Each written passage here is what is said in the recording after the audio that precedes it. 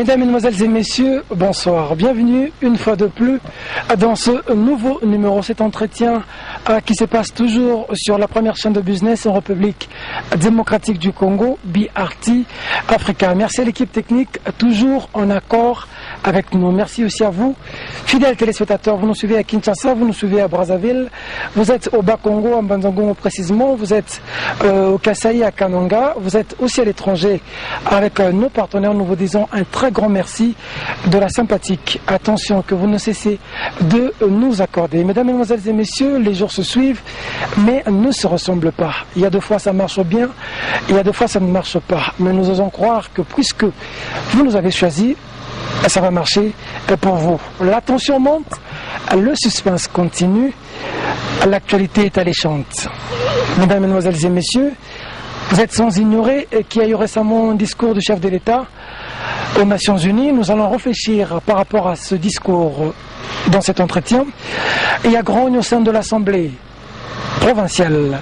La crise continue. Nous allons réfléchir dans cette émission. Plusieurs sujets d'actualité aussi. Et pourquoi ne pas parler de la réforme de l'enseignement, puisque nous recevons sur ce plateau quelqu'un qui est ancré dans l'enseignement, mais qui est président d'un parti politique. Lui, c'est M. Stéphane Nzita Dinzita, président du PPPC, Parti du Peuple pour le Progrès du Congo, à qui nous disons bonsoir, M. Nzita. Je vais être avec vous encore, merci beaucoup. Et comment se porte le parti? Le parti se porte très bien, très bien. Nous sommes en train de suivre notre canevas, notre stratégie pour gagner les élections. Nous sommes maintenant dans le Bas-Congo où nous avons installé les partis partout. Il y avait enregistrement des membres et nous sommes en train de voir les maintenant dans les Kindu et autres. Donc les partis portent très bien. Bon, on peut dire que vous êtes prêts pour affronter les élections? Nous sommes plus que prêts pour dire au revoir à ceux qui ne nous ont pas bien représentés. Vous serez candidat président de la République?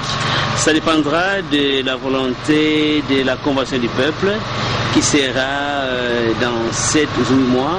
Et pour le moment, ce n'est pas la priorité. La priorité au moment, c'est d'avoir nos candidats députés locaux, provinciaux et députés nationaux. Et puis, nous sommes en train de pousser qu'il y ait des élections à partir de la base. On ne peut pas continuer dans les Congos et commencer toujours par l'erreur. Donc, nous sommes sûrs que les élections qu'on doit avoir doivent commencer par les élections locales.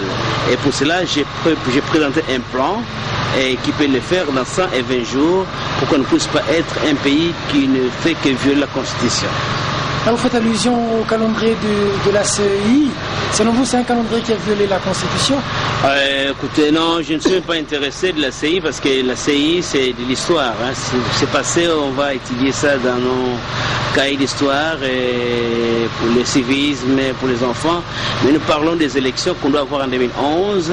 Il faut que les élections respectent la Constitution, c'est-à-dire nous devons avoir les élections d'abord locales et puis provinciales, puis présidentielles. Tout ceci peut se faire simultanément et on peut le faire dans 120 jours. Non, mais pour votre information, les élections commenceront par les présidentielles. Vous êtes informé? Selon le calendrier. Le calendrier, il n'y a pas encore de calendrier. Le calendrier n'est pas encore là, c'est juste une distraction et une certaine prise de position pour embrouiller le peuple congolais et l'empêcher de raisonner.